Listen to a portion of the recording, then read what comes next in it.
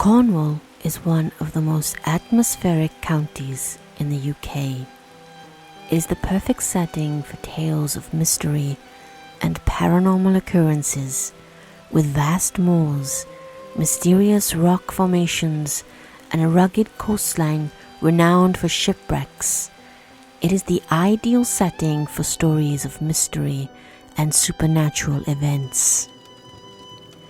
As we head into warmer months, let's make the most of the last of the cold, and what better way to spend an evening than cozying up in a Cornish cottage with a hot drink before an open fire and some nail-biting tales of Cornwall to keep you entertained.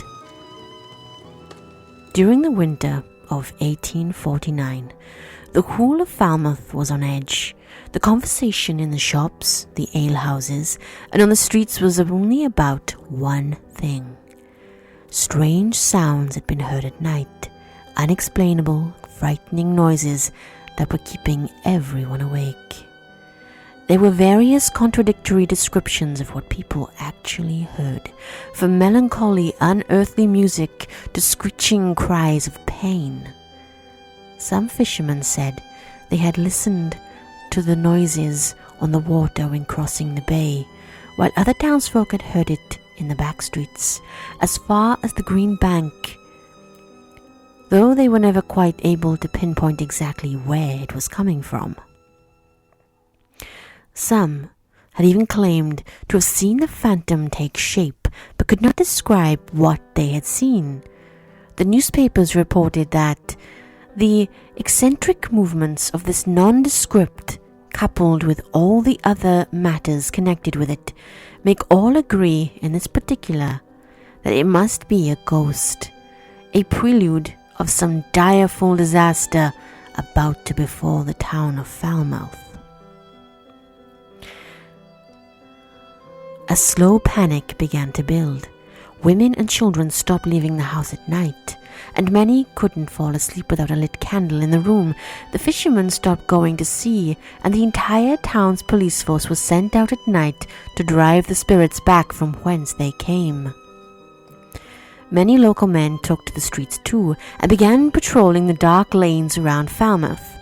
Many were armed, and there were reports of many shots being fired throughout the night as the ragtag army of civilians took aim at shadows. Around November 30th, 1849, a group of men claimed to have seen and shot the spectre, but that the shot had passed right through it without seeming to cause any injury. They concluded that this was somehow due to the color of the balls of the shot, as dark or colored balls were inoffensive when used to shoot ghosts, wrote the Royal Cornwall Gazette. It was decided that the balls should be whitened with chalk to make them more effective. So, armed with their whitened shot, the newly confident Militer went out on the hunt again the next night. At about 1 a.m., the men apparently came across the ghost again. They fired, and it seemed that their plan had worked. The phantom creature fell to the ground. According to the paper, however, the gallant men were too afraid to touch the beast until the sun rose. However, the following day, all was not as the expectant crowd had anticipated. The ghost was found to be a fine, fat pig, the property of the much-respected host of the Royal Hotel, Mr. Dingley. Dock Acre House is an Elizabethan mansion that was built on Dock Acre Road, the old road into Launceston, and was deliberately surrounded by trees and now a thick hedge. In 1714, local gentleman Nicholas Hole moved in with his wife, Elizabeth. But by the end of that year, she was dead and buried in St. Mary Magdalene's Church. Immediately rumours rose about whether she had been done in by her husband, and even her memorial in the church says she was killed by starvation or other unlawful means. Nicholas became the mayor of Launceston and then the High Sheriff of Cornwall before moving to London, where he died 14 years later. And to add further mystery, his obituary stated that he had the misfortune, accidentally, to shoot his lady. So how had poor Elizabeth met her end, and why? It was only after his death that the spooky happenings began.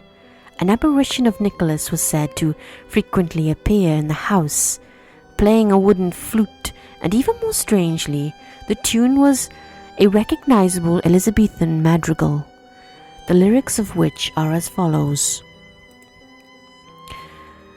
Since that I saw your face, I resolved to honor and renown you. If I be now disdained, I wish my heart had never known you. Could it be that in the afterlife, Nicholas was finally showing remorse for a crime never proven? And yet this is not the end of the story. Each successive owner of the house has added their walking stick to a stack of 13 that has remained in the house. It is said that the sticks have to be kept in a certain order, or they rattle at night. Even more mysteriously, the one that was added by Nicholas Merle was found to have begun its life as a wooden flute that at some point had been blocked up and turned into a walking stick. Could it be that Elizabeth had become sick of Nicholas's playing and had ruined his beloved instrument? Had he taken the ultimate revenge? No one will ever know for sure. But one thing is certain, Dockacre House has retained a long history of spooky stories. The parish of Poundstock, just outside Bude, has the dubious honour of being haunted by 2 members of the same family.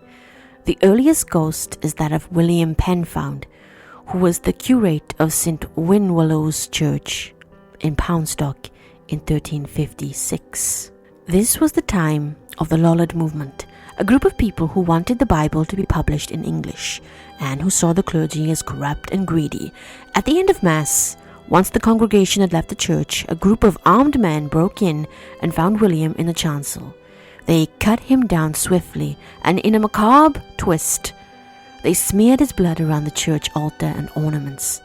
2 men were later apprehended but pardoned, and no one was ever convicted. William's ghost is said to still haunt the church and churchyard. Around 300 years later, the Penfound family, in the midst of the English Civil War, fervent royalists, they were instrumental in the local victories against Cromwell's forces. As was often the case, neighbours fought against neighbours, and their long-standing friends, the Trebefoot family, were on the side of the parliamentarians. In a tale to rival Shakespeare, John Trebefoot had fallen in love with Kate Penfound, despite both sets of parents expressly forbidding their relationship. Overwhelmed by their love, they had resolved to elope. On April 26th, John tied his horse outside Penfound Manor and waited for the stroke of midnight.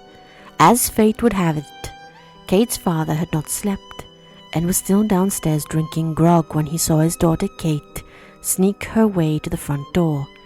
In a fury, he rushed outside with his sword and found John Trebefoot. Kate desperately tried to calm her father, but to no avail, and when he lunged at John, she threw herself between them. The tragic result was that Kate and John were both killed. Kate's ghost has been seen many times in Penfound Manor, both in the upper bedroom and descending the stairs. This is one of the best documented tales in the entire county, and was recorded by Reverend John Ruddle, headmaster of the grammar school at Launceston and vicar of Altonan and St. Mary's in Launceston. It was later adapted into various ghost stories under the title The Botterthon Ghost. In the mid-1600s, Reverend Ruddle visited a couple who told him that their young son, Sam, was claiming he regularly saw a ghost and was very distressed. Ruddle, being relatively cynical like the parents, agreed to speak to him. To his alarm, Sam recounted a very convincing tale that a ghostly lady appeared daily on the field that he crossed to get to school. The spectre would follow him, or suddenly appear and meet him several times within the same field. Gradually, the lad had become terrified and even tried a different route to school, whereupon the apparition still appeared to him. He was tremendously upset by the experience and had become preoccupied. Believing the boy, Ruddle agreed to go with him into the field and recorded the following. We went into the field and had not gone a third part before the spectrum, in the shape of a woman, with all the circumstances he had described the day before, so far as the suddenness of its appearance and transition would permit me to discover, passed by. I was a little surprised at it, and though I had taken up a firm resolution to speak to it, I had not the power, nor durst I look back, yet I take care not to show any fear to my pupil and guide. He returned to the boy's family to explain what he'd seen, and took them in turn to the field, where they not only saw the ghost, but confirmed that it was Dorothy Dingley, a neighbour's girl who they had seen buried 8 years before after a suspicious death. Furthermore, the girl in question apparently had been in a relationship with Sam's older brother, who had since disappeared in London. Convinced that the ghost was truly a disturbed spirit, Ruddle agreed to carry out an exorcism of the field and recorded a famously detailed and articulate account, including the following. Soon after 5, I stepped over the stile into the haunted field, and had not gone above 30 or 40 paces before the ghost appeared at the further stile. I spoke to it in some short sentences with a loud voice, whereupon it approached me, but slowly, and when I came near it moved not. I spoke again, and it answered in a voice neither audible nor intelligible. I was not in the least terrified, and therefore persisted until it spoke again and gave me satisfaction, but the work could not be finished at this time. Whereupon the same evening, an hour after sunset, I met again near the same place, and after a few words on each side it quietly vanished, and neither doth appear now nor hath appeared since, nor ever will more to any man's disturbance. These things are true, and I know them to be so, with as much certainty as eyes and ears can give me. The oldest parts of Jamaica Inn date back to the 18th century, and originally it catered for travellers on the new turnpike road from Bodmin to Launceston. The name Jamaica Inn came from the local Trelawney family, important landowners in the area, 2 of whose members served as governor of Jamaica in the 18th century. The surrounding countryside was, and still is, wild, rugged, and remote, and the inn gave shelter and sustenance to many a traveller, whose weary lot it was to traverse the bleak and wind-swept sedges of Bodmin Moor. The Jamaica Inn's wind-lashed walls also provided a haven for less salubrious characters, and for many years it was a notorious haunt of smugglers. The publication in 1936 of Daphne du Maurier's classic novel Jamaica Inn made the place famous throughout the world and led to its expansion into the sprawling tourist complex that greets visitors today. Several ghosts are said to wander within and around the Jamaican Inn's old interior. Phantom footsteps have been heard plodding around corridors at dead of night. The sound of horses' hooves sometimes clatter over the outside courtyard in the early hours. Witnesses, awoken by the phantom hoof beats, part the curtains to investigate and see nothing. The murmur of agitated conversation in some foreign tongue or forgotten dialect has also been heard in the darker corners of the otherwise empty rooms. And every so often, the inn's best known and oldest ghost transcends the centuries to astonish and bemuse those who chance upon him. In life, he is reputed to have been a wayfarer, who, one evening, long ago, was sipping his ale at the bar when a man peered round the door and called for him to come outside. Setting down his half-full tankard, the wayfarer went out into the night and was never seen alive again. The next morning, his lifeless corpse was found on Bodmin Moor. His identity, and that of his assailant, remains a mystery to this day, but his ghost has appeared many times, and has a particular attraction to the wall in the front of the inn. Here he has often been seen just sitting, silent and motionless. He doesn't respond to greetings, appears oblivious to those who pass by him, and after a few moments of gazing nonchalantly into space, slowly dissolves into nothingness.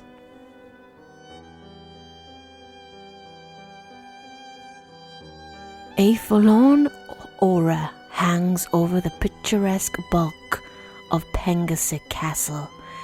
It is a beautiful and magical place, yet there are sections where you sense an indefinable hopelessness, as though some long ago tragedy or dastardly deed is about to be reenacted before you. And it comes as little surprise to discover that Pengersik, a name which means the head of a marsh place, is one of the most haunted places in Cornwall, if not the whole of England. The family who built the castle took their name from its boggy location, and the original owner, Henry Pengersicks, appears to have been something of a psychopath, who made several contributions to the ghostly population of his family home. Ecclesiastical figures featured high on his hate list, and he was excommunicated for killing a monk from Hales Abbey in Gloucestershire, who had the audacity to drop by to collect tithes. Whether the latter is now the spectral monk whose hooded figure wanders the castle and grounds is uncertain, but he has been seen many times, especially around the small forest at the end of the medieval garden. Assaulting and murdering clergymen aside, Henry Pengersicks was also a man with dynastic ambitions, and he chose as his bride the young and beautiful Ingrina Godolphin, a daughter of the family that owned the adjoining castle. The testosterone-fueled escapades of her violent husband may have taken their toll on the gentle Ingrina, for her spirit is said to roam the old castle, and has a particular affinity for the main bedroom, which is a particularly haunted chamber, and is home to at least 2 other spirits. In the early hours of some mornings, guests have been startled by the sudden appearance of a ghostly woman who appears by the window. After a few moments spent gazing pensively out into the night, she turns and walks to the Jacobean 4-poster bed. Lying down, she suddenly clutches her stomach and begins writhing in agony. Could she be the earthbound revenant of some long-ago resident who was poisoned in the room? Some say she is, and claim that the other female figure who appears through the wall to stand by her bedside is the maid that nursed her through her last agonizing hours. Of course, all this is little more than convenient speculation, for only the walls know the truth, and they are not saying anything. There is no doubt that Pangasik Castle merits a visit from all those seeking ghostly encounters, and many who go there do not leave disappointed. Whether it is the sight of Alexander the fearless black cat chasing spectral rats around the ground, the white orbs and weird shapes that show up on some pictures but are absent from others taken just seconds later, the demon dog with fiery red eyes, or even the eerie white mist that writhes towards the terrified witnesses. This old place is a castle of secrets, where the past and the present live side by side and can merge every so often with alarming results.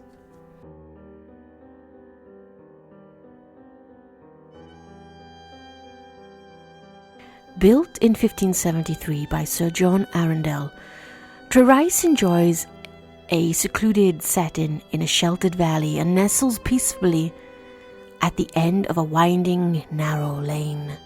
It gives the overall impression of being rooted firmly in a bygone age, its buff-coloured walls untouched by time.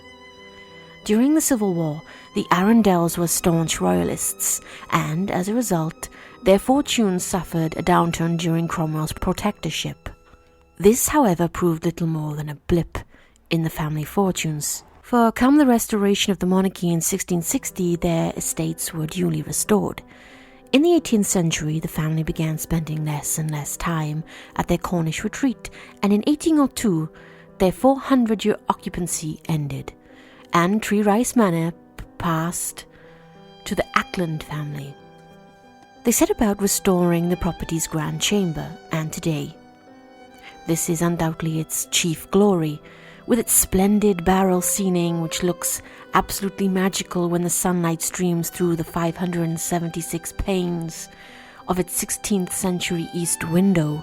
In 1915, after a residence of a mere 113 years, the family sold up, and it was during this period that the first hints of otherworldly inhabitants began to circulate. The era's guidebook describes Trerice as an ancient baronial mansion, which the country people still declare to be haunted. Tradition maintains that at some stage in the long manor's history, wicked Lord Arundel seduced a young servant girl and cruelly discarded her when she became pregnant. The poor girl committed suicide, and ever since, her ghost has lingered behind. She is never seen, and the only way witnesses have known her phantom is walking is when the temperature drops suddenly and the delicate aroma of lilac fills the air. They then sense her presence drifting past them, and several have even reported hearing the rustle of her skirts as she goes by. She appears to have a fondness for the library, and many people have commented on the eerie ambience of that particular room, with some visitors even pausing on its threshold, refusing to enter. It is uncertain if she is the Grey Lady, whose solemn form is usually seen drifting around the house's gallery, or whether she is responsible for the inexcusable bumps and other noises that have been heard throughout the building at sundry times of the day and night. Trerice's other ghost is that of a stable boy, whose spectre appears in the vicinity of the courtyard and stables, and who is said to have been killed when the horses bolted suddenly and trampled him to death. Perhaps it is the sheer terror of his final moments that have left his spirit trapped at the place of his demise. Or could it be a case of spectral indignation at the fact that his beloved stables now serve as the manor's public lavatories?